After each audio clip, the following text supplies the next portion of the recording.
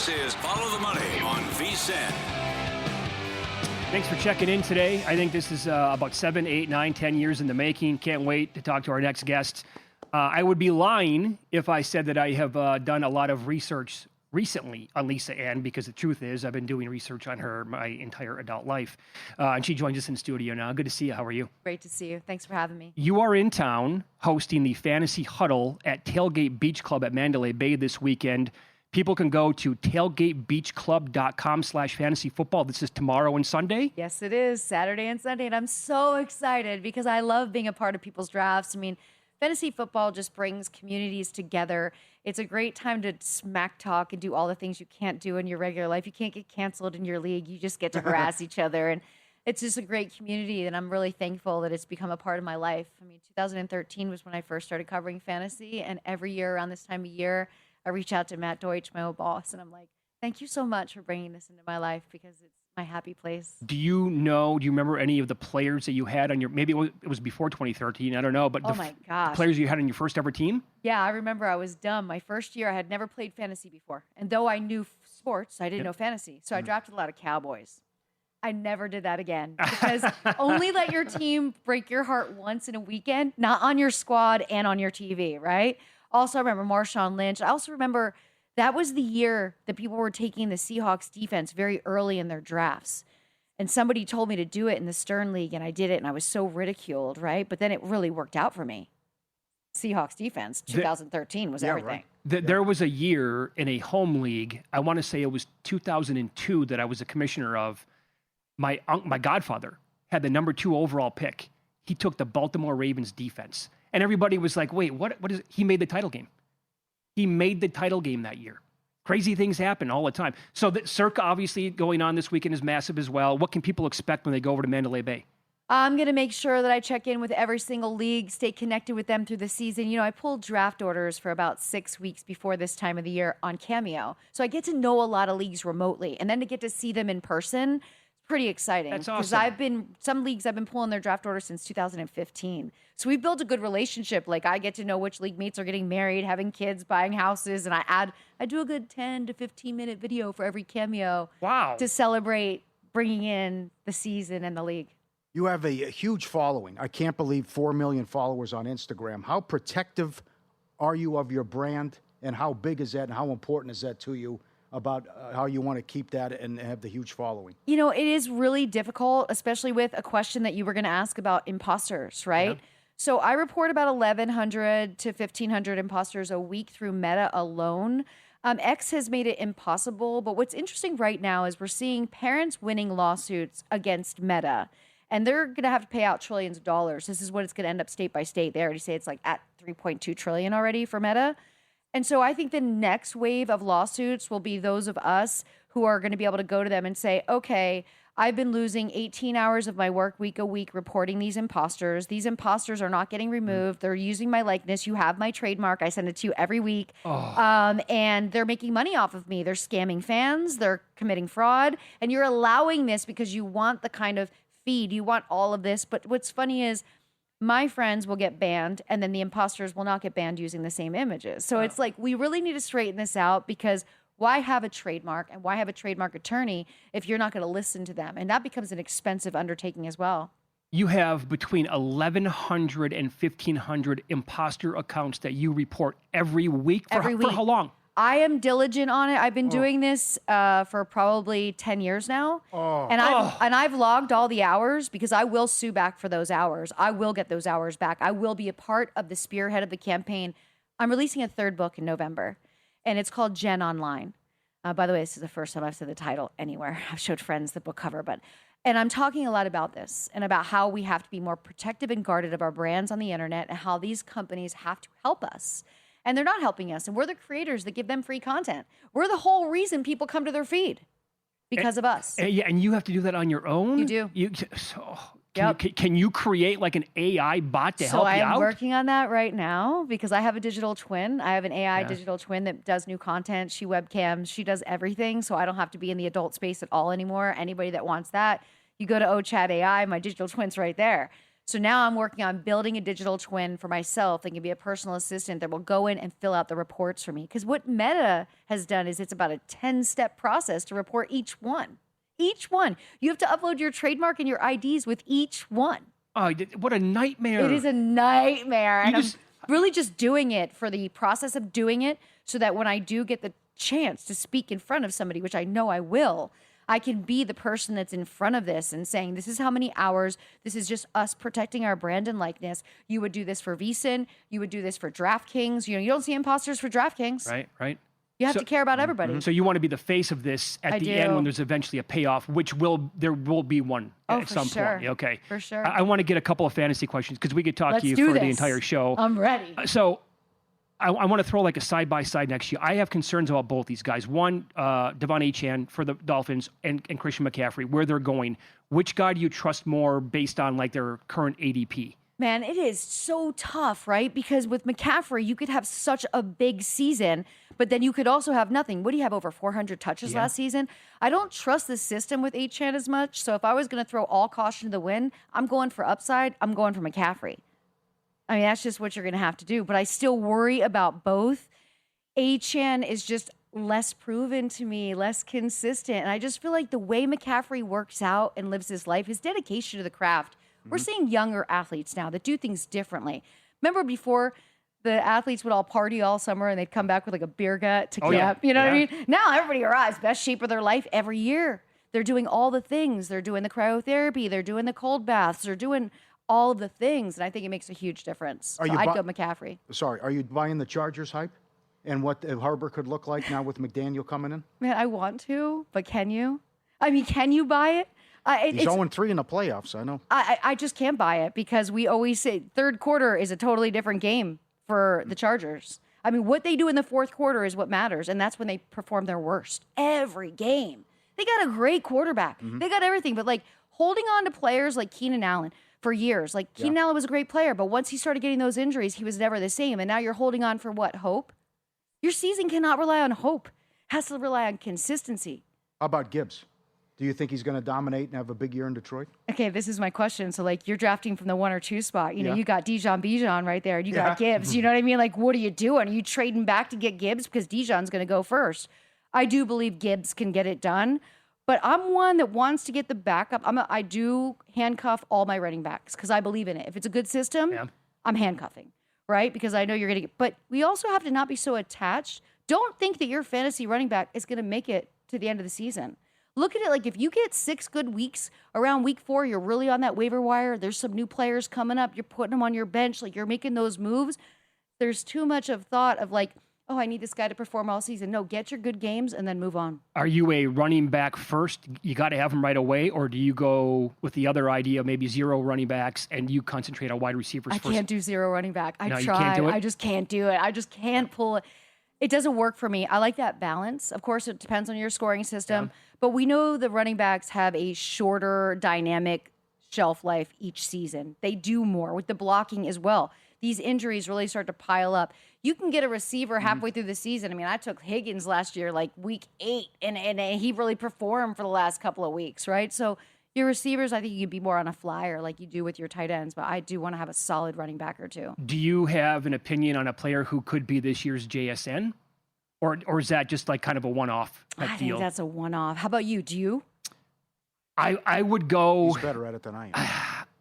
I would think Chris Olave would be that guy. If we're going to get someone to come from the clouds this year, like JSN did a season ago, because he was a target monster a year ago. I like Kellen Moore as a play caller. I think Shuck's good, maybe Yeah. really good. Yeah. The Tyson injury, I think, actually might help out with Olave shares. I For bet sure. I bet him the other day 120-1 offensive player of the year.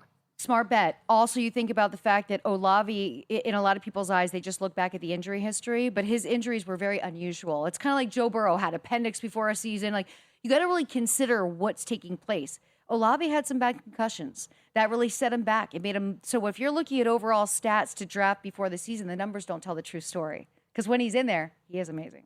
What do you think of Stroud? Man, I just want to love Stroud. I mean, I love the Texans. I did a lot of work with a sports radio show in Houston, so I got to go to a preseason game every year. I don't know if it's his height issue that really messes with his vision, but there's a lack of something there. Remember that rookie season was next level. Yeah, I know. And then we all drafted Progress, him. yeah. And then what happened? Yeah. Nothing. Yeah. And now he's already dealing with his number one wide receiver is out for the season. How do you recover from that? It's like, I will not draft one Browns player this season. You know why? Because if your ones don't know who their one is, and they're still divvying up is it going to be Watson? Is it going to be Sanders? Like, how are your wide receivers and tight ends supposed to adjust and prepare? So they you don't would- even know who's throwing them the ball. So you would also avoid Junkins? I would. You would, huh? I know he's going to go, but those are the players that I love that a league mate will take, and I don't have to deal with it. The great Lisa Ann with us in studio hosting the Fantasy Huddle Tailgate Beach Club at Mandalay Bay this weekend. We'll tell you more about that coming up. We'll dive a little bit more into fantasy as well, obviously. What would life have been like if OnlyFans existed several years ago as we continue here on VSiN?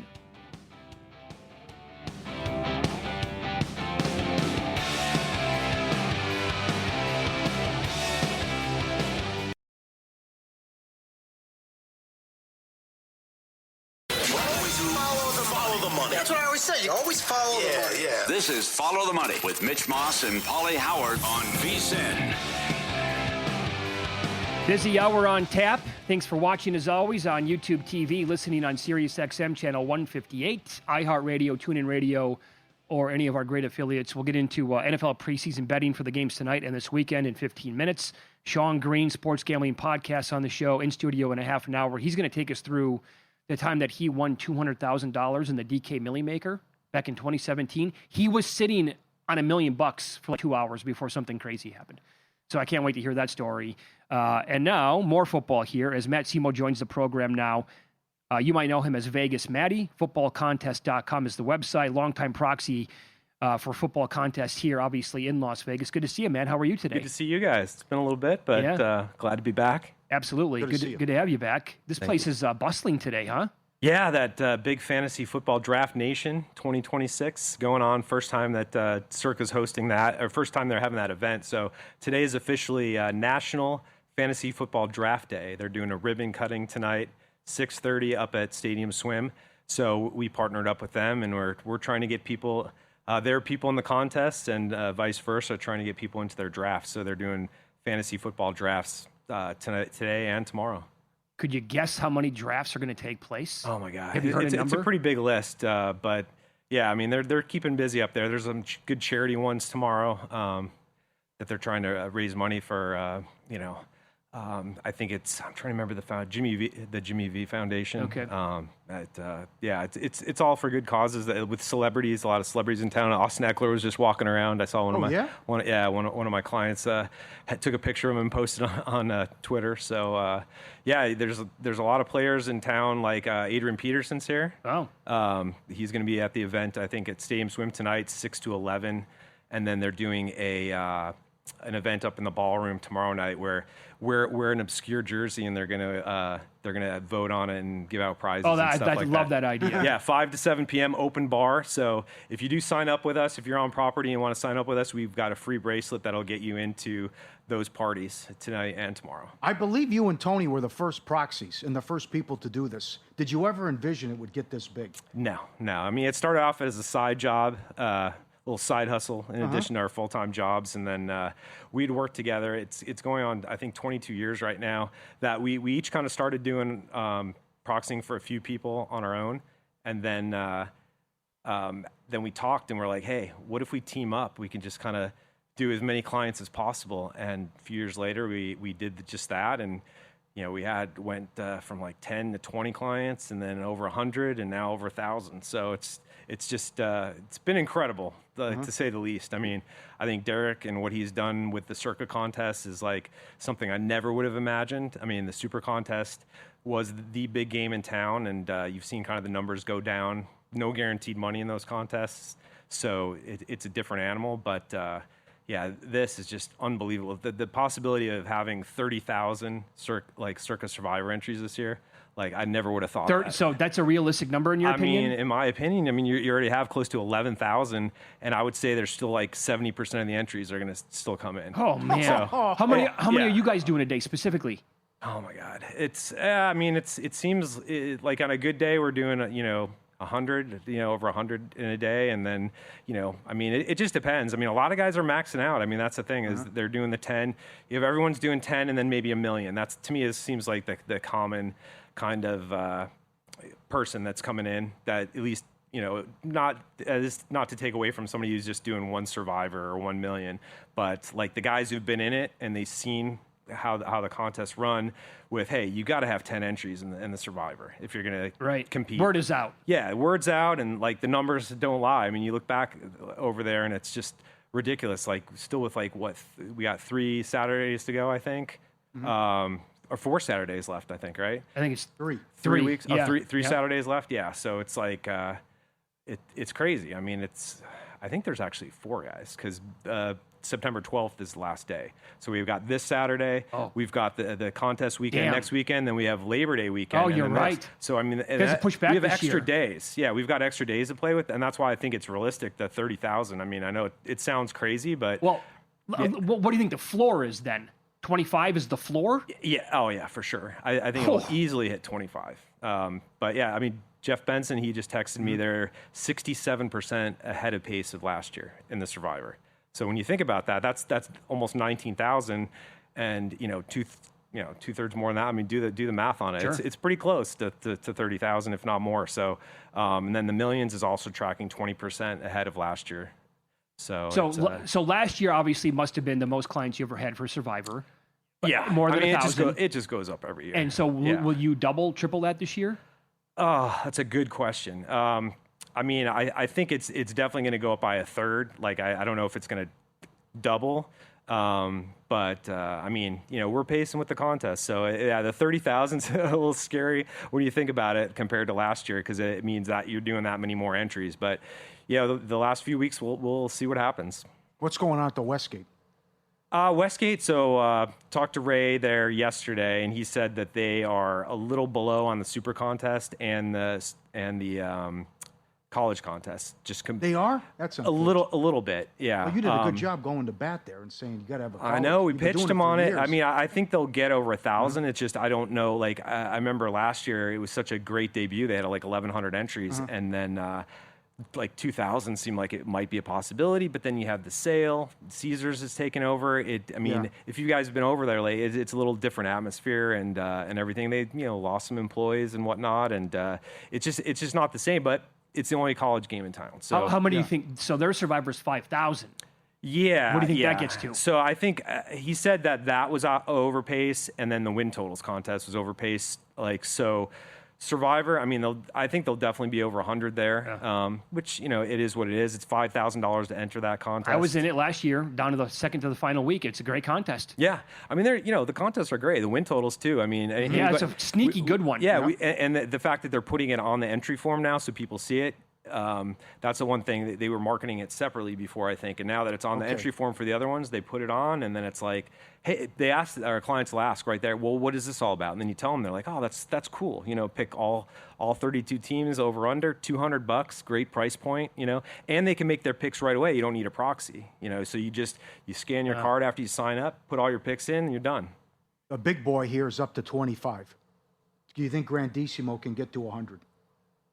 Yeah, definitely. I mean, you saw how many people too, like that went from like what in the 30s to like 69 in like a week or something. That's right. Yeah. Week or two. So I mean, you saw what Bet Bash did, like that jumped more than doubled, and then like the last week or so to get to 25. I mean, it just seems like every day there's like somebody coming in to do some. I know we've got some coming in, and then. The big thing is that $100,000 fantasy football contest, which is being drafted next Friday night at Stadium Swim.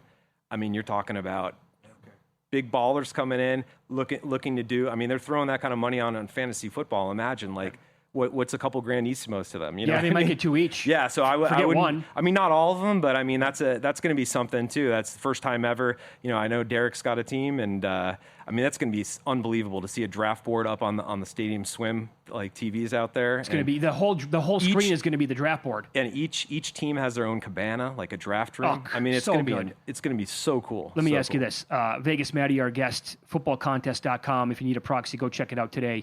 We met a guy who he came here. He said diehard VSiN viewer for many years. He lived in Japan at the time. He came here specifically to sign up for the contest a couple years ago. Remember him? He was from Okinawa. Yeah. What is the most obscure country, city, longest route that you've signed up so far this year? Yeah, that's a good question. I mean, we have a German woman who actually got married this year in Vegas. She was been a client the last couple of years. She does one Survivor every year with us. She's a big NFL fan, Steelers fan, I think it is. Trying to think. And she came in. She still lives in Germany. Yeah. Okay. We've got Spain. I think Portugal. Guys that just came in. Yeah, like just for like a short period of time to sign up. But these are regulars too. Even like just Americans that are living overseas now and things like that. But yeah, I mean, we've had so many countries. It's really it's amazing. It's become like an international contest for sure. But also I want to throw in too that we are working with PropSwap to do a secondary market for buying and selling Survivor entries this year. So that's huge news for us because a lot of our clients have wanted to be able to do something like that and not get overcharged for on fees to do that. So I gave Luke a call over at PropSwap and said, hey, can you guys now? People not familiar with PropSwap, largest secondary market for buying and selling betting tickets. So I said, why can't you do that for contest entries? And he's making it happen. And now you can. You're going to be able to this year. He's making it happen this year. So if you guys want information on that, we're partnering up with them to make that happen too. Okay. And then for people who are still coming to town and they may not realize that, I need to have a proxy. Okay. Yeah. Well, what should they do? Where should they go to find you? Yeah, so in the sports book, it's unfortunate the escalator's being worked on the last week or so. Hopefully that's going to be fixed soon, but we always tell people booth 14 at the bottom of the escalator. But look for the gold and black signs. We've got stuff everywhere. Contact us at footballcontest.com. Hit up the contact form or email us. Find us on X at footballcontest, at Vegas_Matty. And make sure to use promo code VSiN to save $50. Very good. Awesome to see you again. Thanks for coming Likewise. in today. Thanks, guys. I hope that I can beat you and everybody else in the Fans of VSiN Fantasy Football League again this year. Oh, my goodness. Yeah, I forgot all about that. I didn't. You're the defending champion, I'm the right? defending champ. So Yeah. Yeah. Awesome. How many fantasy leagues will you be in overall? I think my wife's trying to keep it under 10, but I think I hit 10. Did so, you? Yeah, and I'm doing 2 drafts actually in circa next Saturday, August 29th, during Ultimate Contest Weekend. If you go to beatvegasmatty.com, you can get on the $2,000 league, $2,000 entry fee. So we're going big on that one. I already sold out my smaller one, but very good. Yeah, check it out, and we hope to see you. Preseason action tonight coming up next. We'll tell you about a team currently on a 5-26 ATS run.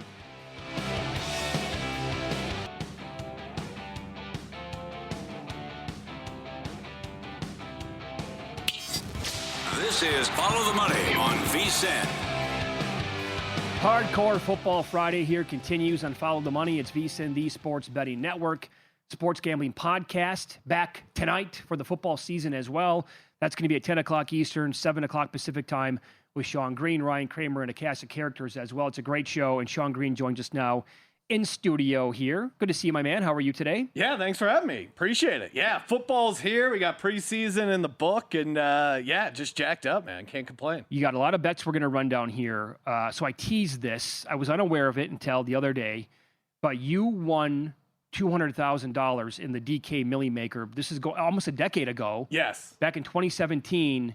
Tell us the story, and you were sitting as the winner for a couple of hours? Yeah, so this is 2017, week one. Week one? Yes, week one. We always do a trip. We come out to Vegas. This is obviously before we were on VSiN. And I would always, fire some long shots on the Millie Maker. I had a very Eagles-centric lineup with your Carson Wentz, the Eagles defense. They were up against the Redskins. And this is back when the DK Millie Maker, it went through the entire, basically from 10 a.m. till the night game. So all my guys are going in the 10 a.m. game. I'm sitting there. I had Tariq Cohen, who randomly caught like 8 passes in its full point PPR. And then, I have a feeling I'm doing pretty good. Carson Wentz hit Zach Ertz, who I also had. And I'm checking, I'm looking, I'm like, oh my God, I'm in the top 100. Then, with 2 minutes left, strip sack of Kirk Cousins, Eagles defense returns it for a touchdown. I also had Eagles defense, and I look at it, I'm like, oh my God, I'm sitting in first place. Oh wait, they're gonna overturn it. No, they don't overturn it.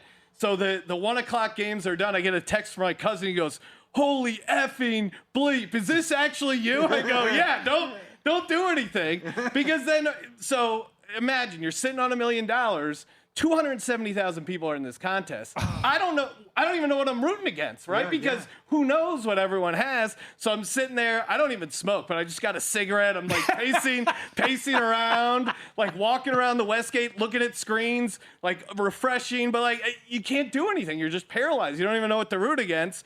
Then I see this is Andrew Luck. He had like a late calf pull, and they started Scott Tolzien on the road at Los Angeles. I'm watching that game. Rams pick off Scott Tolzien. They get a pick six, and I see the guy who was in like fourth place jumps up to second place off the defensive touchdown. I go, okay, I see that. So I guess I'm rooting against Indy's, or I guess I'm rooting against Rams defense here. Sitting there, I'm sitting for 2 hours just refreshing the screen. And then at 3 o'clock Pacific, Scott Tolzien throws his second pick six, and then the guy in second knocks me out of first. And so now I'm sitting at 200K, but the late games end. I'm sitting on 200K. I still have to make it through the entire night game. This is Giants Cowboys 2017 week 1. Odell was a late scratch. Beckham was a late scratch, which was awesome for me because if you think like, hey, you had a lineup with Beckham in there, sure you can replace him, but not with the salary that you would be getting. So then I just sweat out 3 hours of Cowboys Giants. Again, just rooting against anything. Just rooting for an incomplete pass every single time. And then finally, when it ended, I was like, oh my God, I lose my mind. Week 1 in Vegas. What a way to begin Yes. the 27. We have a video of it now. We did have to bleep it a little bit, but this was Sean's reaction. As you'd imagine. Yeah. Before. Do I go on? 200 grand! Eat it! DraftKings! Promo code SGP. Oh my God, I'm gonna have a heart attack. How do you process this? Let's go. Let's walk. We gotta move. Oh, you need an edible. No, dude. It doesn't feel real right now. I need like a cup of coffee or something. 200 grand! Yeah. What a feeling it must have been. Did you drink? How did you have a headache when it was done? What was going on? Honestly, it was just that I was exhausted because the adrenaline of being on that for that many hours, and especially once we got, from 3 o'clock till 8:30. Get the whole day yet. 5.5 hours of just sitting on 200K, and you can't do anything. Right. You can't hedge. No. You can't, I'm going to buy out of my position. You can't trade anything. And you're just sitting there watching this Cowboys-Giants game, and luckily it ended up being a very ugly game. Thank you, Eli Manning. I texted my wife. I go, pray to God Jason Witten doesn't catch passes. And she goes, why? I go, I'll explain later. And I didn't even tell her until I got home. And I go, I had a really good weekend in Vegas. She's like, really? What happened? I go, I won 200 grand. She goes, no. She lost her mind. So. Yeah, at the time I wasn't making 200 grand. 200 grand's a lot of money now, but especially back then, sure. I was driving like a 98 Honda Accord I bought for $500. So that was the first thing. I got a real car. So it was very exciting. Great story, man. You got to curse Tolzien. Is that his only start he's ever made? It's one of his few starts. And again, we have a running joke that I'm going to try and track down Scott Tolzien, who's actually the quarterback. He's like randomly poked around media. I think now he's the quarterback coach in New Orleans, which it's tough because I am optimistic on the Saints, but Scott Tolzien is my nemesis. And I do want to run into him at some point and be like, hey, you owe me 800 grand. Of course. And explain the story of like how you actually cost me 800 grand. Hand him an IOU like Jim Carrey in Dumb and Dumber. Well, we did the math. If he didn't throw that second pick six, I would have made more money in that day than Scott Tolzien made that season. Is that right? He was on like a 600 grand contract. Yeah, so Scott Tolzien, I'm still looking for you. Stop dodging me. 46-9. Yeah. 120 yards, 2 pick sixes. They benched him and then they brought Brissett. I know that's Brissett couldn't beat him out. No kidding. Brissett wouldn't have thrown 2 pick sixes. No. One maybe. No. Yeah. No. It was just, yeah. And then obviously on the other side, certainly getting lucky the other way. But yeah, no, it's Good story. Because obviously every single catch when you're up there, it's a wild sweat. How hot and heavy are you with the Saints then? We talked about worst to first all week here. It's happened every year, but 3 times since 2002 in realignment. Here's one of your candidates. Yeah, no, I think the New Orleans Saints are, I like them to win the division. I liked what I saw to Tyler Shuck. Certainly you would want Jordan Tyson healthy, but I think they're going to be good offensively. Chris Olave, you bring in Travis Achan, or now he's, formerly known as ETN. I like their defensive coordinator. I like their defense in general. And I just look at this team like it's the NFC South. It's a toss-up. The fact that you can almost get 3-1, it's down to 270, but I'm not super high on the Panthers. I'm not super high on the Falcons. Yeah, sure, maybe the Bucks, but they have a lot of issues there. I think New Orleans is going to be live in this division, and at 270, I love the way they finished. And as someone who saw what Kellen Moore did for the 2024 Eagles as the offensive coordinator, I think they're going to run the ball a ton with Achan and play good defense. Is this a New England type thing? I'm not saying Super Bowl, but maybe win a playoff game? Yeah, aren't they the best candidate to do that? Yeah. No, I heard you guys breaking that down the other day, and it's like, who else jumps out as a worst to first that can go on a little bit of a run? Now, New England had the new head coach, and it was just so bad the year before. Right. It made the jump a little easier, and then they had the historically easy schedule. But if you're looking for a New England Patriots comp, how could it not be the Saints? Second easiest schedule in football entering the season. A lot, and by the way, sneaky good defense last year for what it's worth. Some of their metrics were really, really good, especially against the run. So week 1, you liked them against Detroit. Yeah, I mean, again, I'm high on the Saints coming into the season, but how can you lay 7 points with this Detroit defense? And then you throw on top of it the Detroit offensive line. Doesn't seem like what it has been previous years. They're still missing, 2 of their big studs defensively. I think New Orleans is going to be able to move the ball a bunch on them. I think they're live in that game. 7 points is a lot when you don't have a defense, and I'm worried about the Lions' defense. You have to be a little bit. Injuries. This team, by the way, plagued by injuries. Like last 3 years, they're like the new 49ers all of a sudden.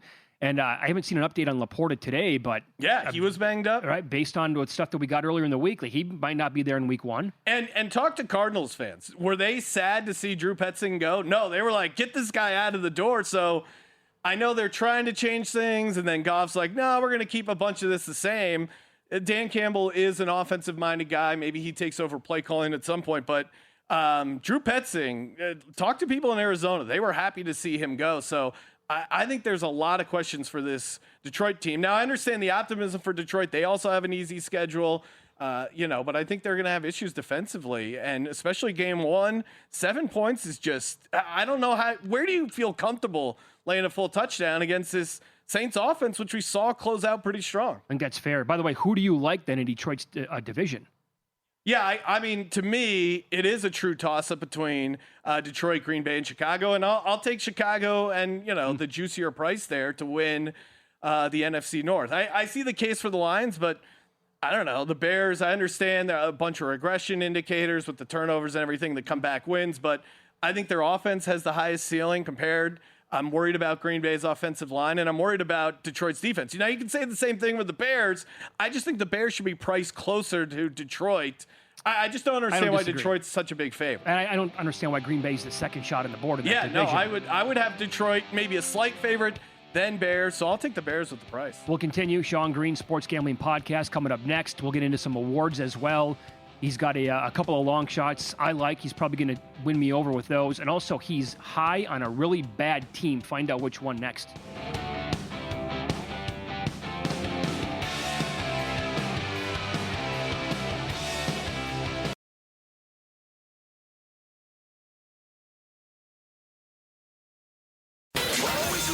Follow the money. That's what I always say. You always follow the money. Yeah. This is Follow the Money with Mitch Moss and Paulie Howard on VSiN. Thanks for checking in. We're live in Vegas. Circa Resort and Casino is the spot. More on the NFL preseason coming up. A little bit on today's Major League Baseball card as well. In-pocket plays in 45 minutes. Right now, this Brewers-Braves game, which the total got bumped down to 5.5, like the lowest number you're going to find for a total in baseball ever, pretty much. And it's 2-0 Brewers right now in the bottom of the 7th. Mizorowski really good. Only 6Ks. Needed that one out of him today. And right now we go out to the Progressive guest line to talk some soccer for the weekend. EPL is back, and the Meat Man Steve Wiss joins the program now. Betting Weekly Studios and the Because We Win podcast.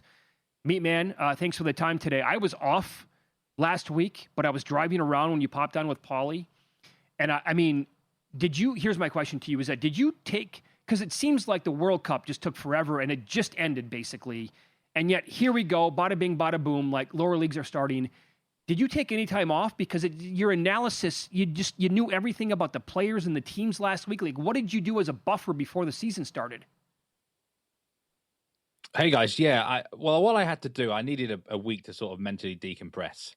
I didn't go on vacation anywhere, but I just kind of was getting out there, played a bit of golf, played a bit of cricket, and it was a mental grind. Was the World Cup. I mean, I tend to prefer to go on my vacations in the winter over here in the UK, get a bit of sun on me, because we never get any sun in the winter. It's been a really good summer here so far.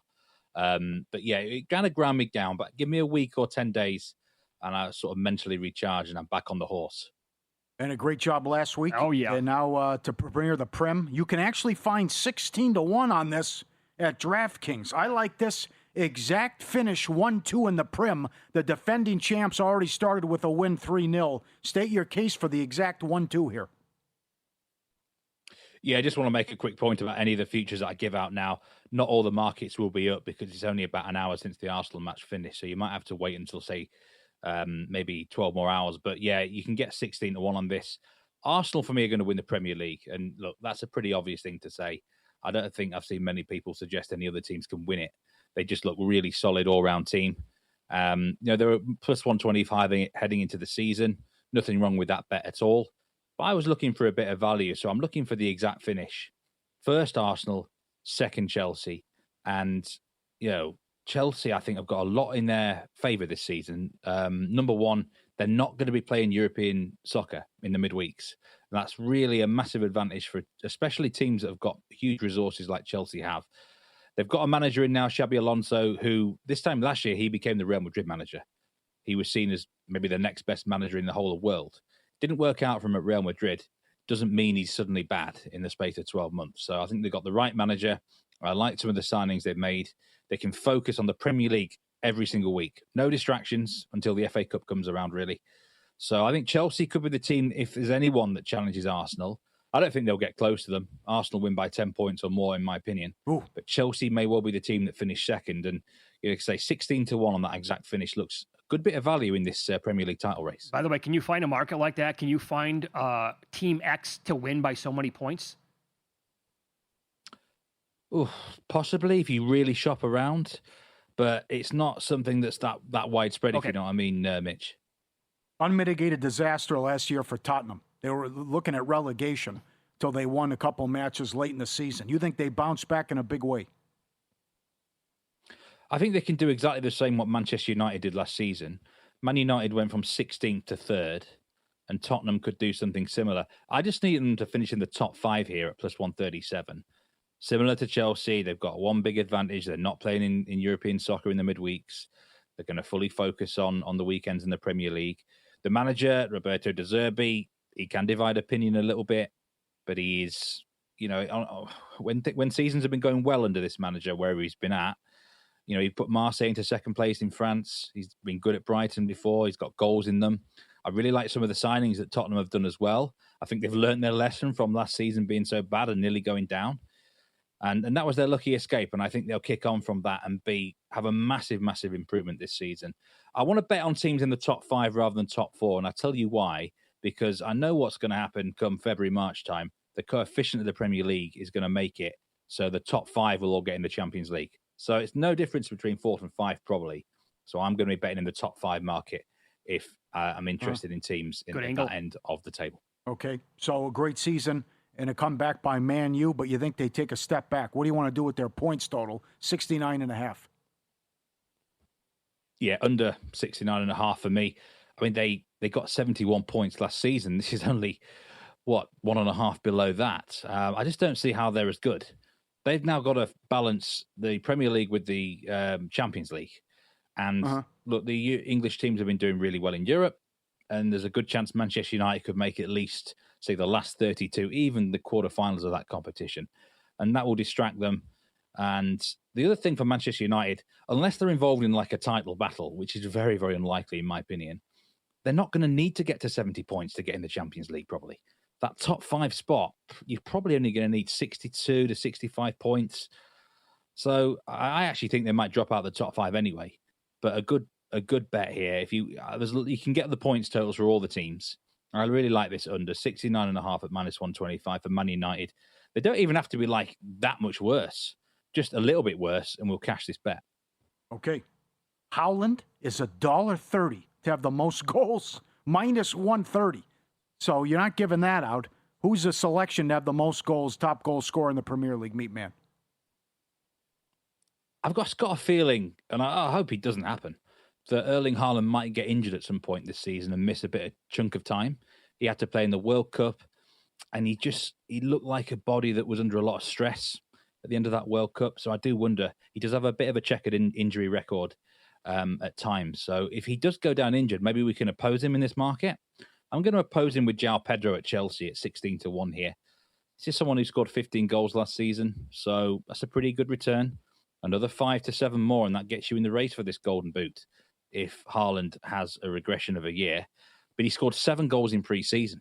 He's absolutely the clear number 1 striker for Chelsea now, and that's really, really important that he's guaranteed his minutes, he's guaranteed time on the field. And I think if there's someone that maybe you can make a case for 2 or 3 players if Haaland doesn't get it. But João Pedro, this Brazilian, also, he wasn't included in the Brazil World Cup squad. He's got a point to prove. He's fresh. He's had the whole summer off. He's ready and raring to go. 16-1 is too big on this Chelsea main striker. Good angle, because if Haaland does get hurt, I like what you said. What do you have? 15 you said last week. If he gets 5, 6, 7 more, he'll be in the mix. Now, the last couple of years, Haaland had 27. Salah had 29 2 years ago, but then Haaland again 27, 36, which is insane. But a lot of years before that, the leader was at 23 or 22 goals. To your point right there, Meat Man, if Haaland, something happens there, the winner of this market, you're looking at like 22, 23 could probably take this thing down then. Yeah, 25 definitely would. And it just feels like the year maybe Haaland can be opposed. Manchester City might not be as good anyway. So even when he is on the field, he might not be quite as strong. So don't be put off by just looking at that market and thinking Haaland's an automatic. If you like someone in the market, even at say 33-1 or above, have a go at it, because this could be the season you get a surprise winner. How about most assists? Cole Palmer 10-1. Well, if I've gone João Pedro to score the most goals, someone's got to assist in those goals. So Cole Palmer for me at 10-1. He only actually had 1 assist last year. It's not a great form, is it, heading into this one? But everything went wrong for Cole Palmer last season. He had injuries, he was in bad form, and etc. Before that, he had 8 assists and 11 assists. And I think now his clear role in this team is to provide goals rather than score them. He still will score some goals, but I feel like in this current Chelsea system, they're going to utilize him even more as a playmaker, as we call it here. And if he stays fit again, he wasn't in the England World Cup squad this summer. He's got a point to prove. He's going to be fresh and raring to go. And Cole Palmer has got brilliant vision. He's got the technical attributes to set up all these Chelsea attackers for goals. 10-1. I'm willing to oppose Bruno Fernandes at Man United in this market. Very good. Okay, so then a team you think this year is worth a bet to get relegated would be who? Which club? Fulham for me, plus 500. They've lost their manager, Marco Silva, and I think he was the main reason that they really have kind of overachieved in the last few seasons, Fulham, always around the mid-table mark, and Silva was a big reason for that. They brought in a manager, Arbeloa, who he was in charge of Real Madrid for the second half of last season. That didn't really end too well. I mean, it just feels like an unproven appointment in the Premier League. A lot of question marks about Fulham.